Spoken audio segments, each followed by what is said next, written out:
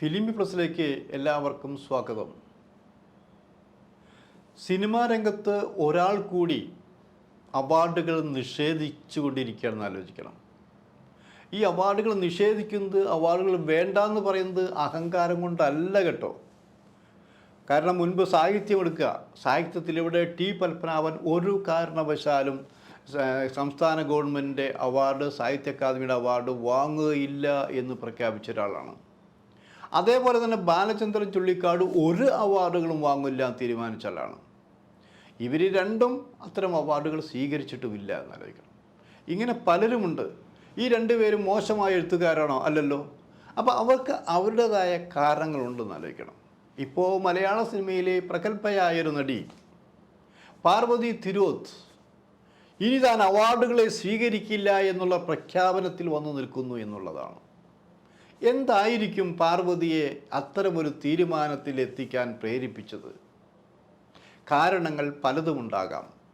പക്ഷെ തുറന്നു പറയാൻ പേടിയുള്ള കൂട്ടത്തിലാണ് ഇവരൊക്കെ എന്ന് ആലോചിക്കണം.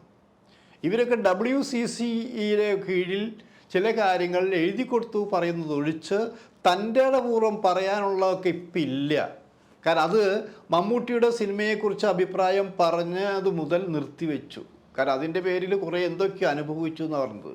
സ്വന്തം അഭിപ്രായങ്ങൾ തെറ്റായാലും ശരിയായാലും പറയുമ്പോൾ ചിലപ്പോൾ പലതും കേൾക്കേണ്ടി വരും.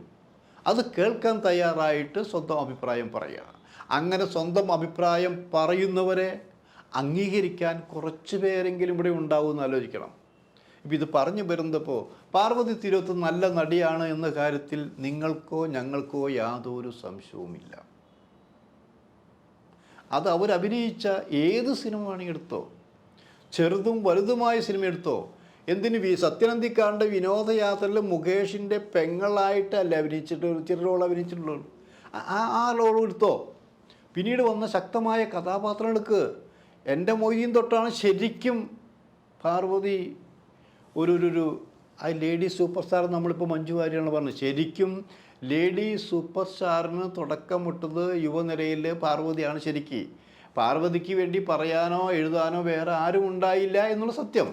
പക്ഷെ അങ്ങനെ വന്ന പാർവതിയെ ഒറ്റപ്പെടുത്താൻ വേണ്ടി കുറേ ആൾക്കാർ ശ്രമിച്ചുകൂടെ? എനിക്കറിയാവുന്ന കുറേ പേരുടെ നിർമ്മാതാക്കൾ, അതായത് അവർ പലരും പോയി ഡേറ്റ് ചോദിച്ചു, കാശ് എന്തൊക്കെ പ്രശ്നമുണ്ടായി, എല്ലാവർക്കും പണം കൊടുക്കാൻ, ഡേറ്റ് കൊടുക്കാൻ പാർവതി തയ്യാറായില്ല. തനിക്ക് ഇഷ്ടപ്പെട്ട ചില സംവിധായകരുണ്ട്, നല്ല കഴിവുള്ള സംവിധായകർ, അല്ലെങ്കിൽ അവരുടെ രചനകൾ, ആ രചനകളിൽ തനിക്ക് ചെയ്യാനുള്ള, അതായത് എന്തെങ്കിലുമൊക്കെ ചെയ്യാനുള്ള ഔട്ട്സ്റ്റാൻഡിംഗ് ആയുള്ള കഥാപാത്രം അങ്ങനെയൊക്കെ ഉണ്ടെങ്കിൽ പാർവതി ഡേറ്റ് കൊടുക്കാറാണ് പതിവ്. എന്നാൽ മലയാള സിനിമയിൽ നിന്ന് ചില പ്രൊഡ്യൂസേഴ്സ്, അവരൊക്കെ സിനിമാ രംഗത്തെ സംഘടനാ രീതി അനുസരിച്ച് ഉയർന്ന നിലവാരത്തിൽ നിൽക്കുന്നവരാണ്. അവർ ചെന്നപ്പോൾ ഡേറ്റ് കൊടുത്തില്ല എന്നോ, അതല്ല ഇവർ വളരെ വലിയ റെമ്യൂണറേഷൻ ചോദിച്ചു എന്നൊക്കെയാണ് പറയുന്നത്. അത്തരം റെമ്യൂണറേഷൻ കാര്യം പിണങ്ങി അവർ പോന്നു. പിന്നെ ഒരു സംഘമായി ചേർന്നുകൊണ്ട് പാർവതിയെ മലയാള സിനിമയിൽ നിന്ന് ഒറ്റപ്പെടുത്താൻ ശ്രമിച്ചു എന്നുള്ളൊരു പ്രചരണം ശക്തമായിരുന്നു. അപ്പോൾ അന്ന് പാർവതി പറഞ്ഞു പോലും, എന്നെ മലയാള സിനിമയിൽ നിങ്ങൾ അഭിനയത്തിന് ഔട്ടാക്കിയാൽ ഞാൻ മറ്റു ഭാഷകളിൽ പോയി അഭിനയിക്കും. അഭിനയം വേണ്ട എന്ന് വയ്ക്കുകയാണ്, ഞാൻ എഴുതും, സംവിധാനം ചെയ്യും, സിനിമ ചിലപ്പോൾ നിർമ്മിച്ചെന്നിരിക്കും.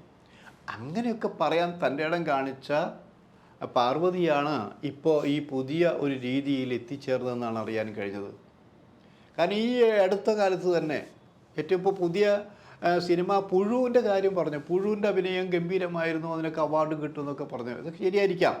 പക്ഷേ ഇപ്പോൾ ഈ വർഷത്തിൽ, അതായത് ഈ വർഷം എന്ന് പറഞ്ഞാൽ കഴിഞ്ഞ വർഷം സെൻസർ ചെയ്ത സിനിമയാണെന്ന് ആലോചിക്കണം. ഇപ്പോൾ ഉർവശി പാർവതി അഭിനയിച്ച് ഉള്ളൊഴുക്ക് എന്നുള്ള സിനിമ പറഞ്ഞത് അതാണല്ലോ ഇപ്പോൾ ചർച്ചയായിരിക്കുന്നത്. ആ സിനിമയത്തെ പാർവതി തന്നെ പറഞ്ഞു, ഇതിൻ്റെ കഥയുമായിട്ട് 5 വർഷം മുമ്പാണ് അതിൻ്റെ സംവിധായകൻ സമീപിച്ചതെന്ന് പറഞ്ഞു. 5 വർഷം മുമ്പ് ഈ കഥയുമായി സമീപിച്ചപ്പോൾ, ഈ റോളിനെ കുറിച്ച് മനസ്സിലാക്കിയപ്പോൾ, അത് എൻ്റെ കയ്യിൽ ഒതുങ്ങുന്നതല്ല എന്ന് വളരെ പരസ്യമായി തന്നെ പാർവതി പറഞ്ഞു.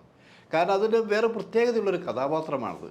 ആ കഥാപാത്രത്തിലേക്ക് ഇറങ്ങിച്ചെന്നാൽ താൻ വിജയിക്കുമോ എന്നുള്ള സംശയം പാർവതിക്ക് ഉണ്ടായിരുന്നു എന്നാണ് പറഞ്ഞത്. പക്ഷേ വീണ്ടും അത് അന്നെടുത്തില്ല. ഒരു 5 വർഷം കഴിഞ്ഞു. 5 വർഷം കഴിഞ്ഞിട്ട് വീണ്ടും ഉർവശിയെ തീരുമാനിച്ചു. ഉർവശിയോടൊപ്പം ഫൈറ്റ് ചെയ്യാൻ പറ്റിയ, അഭിനയിക്കാൻ പറ്റിയ കഥാപാത്രം ഇപ്പോൾ മലയാള സിനിമയിൽ പാർവതിയെ പോലെയുള്ള ചില നടികളേ ഉള്ളൂ. അങ്ങനെ പാർവതിയെ സമീപിച്ചു. അപ്പോഴും പാർവതി വായിച്ചിട്ട് പറഞ്ഞു, എനിക്ക് ഞാൻ അന്ന് പറഞ്ഞ നിലപാടിൽ തന്നെയാണ് ഇപ്പോഴും നിൽക്കുന്നത്, പക്ഷെ മാറിയ സാഹചര്യം ഒന്ന് ശ്രമിച്ച് നോക്കാം. അങ്ങനെയാണ് ഉള്ളൊഴുക്കിൽ പാർവതിയും കൂടി ചേർന്ന് ആലോചിക്കണം. ആ സിനിമ കണ്ടിട്ടുണ്ടായിരുന്നു. അധികം ആ സിനിമ കുറേ കാലം ഓടിയൊന്നുമില്ല.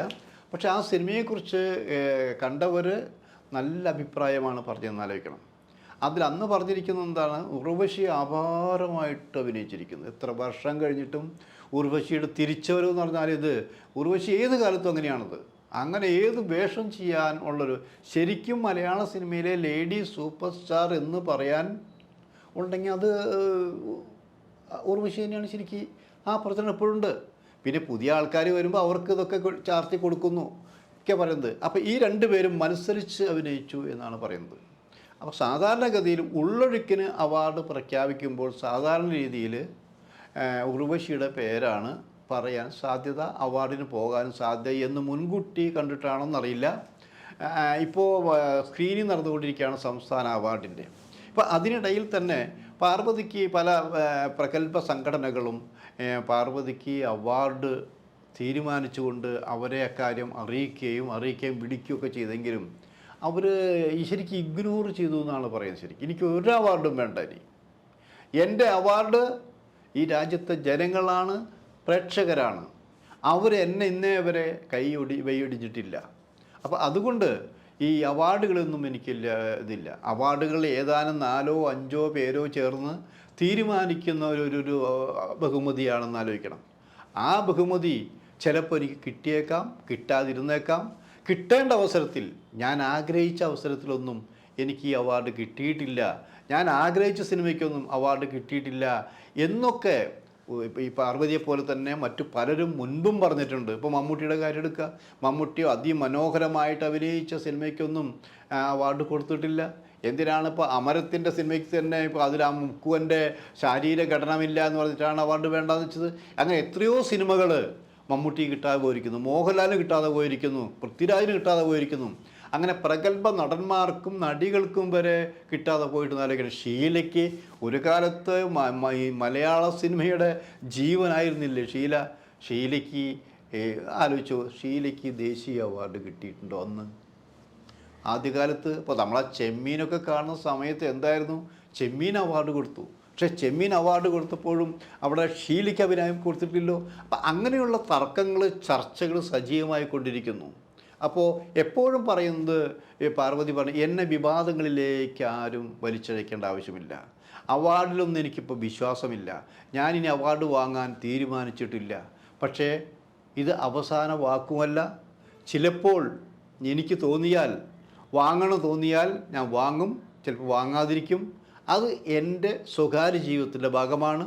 എൻ്റെ സ്വകാര്യ ജീവിതത്തിലേക്ക് കടന്നു കയറാൻ, ചോദ്യം ചെയ്യാൻ ഞാൻ ആരെയും അനുവദിക്കുന്നില്ല എന്നാണ് സുഹൃത്ത് സംഭാഷണത്തിൽ പാർവതി പറഞ്ഞതായി അറിയാൻ കഴിഞ്ഞത്.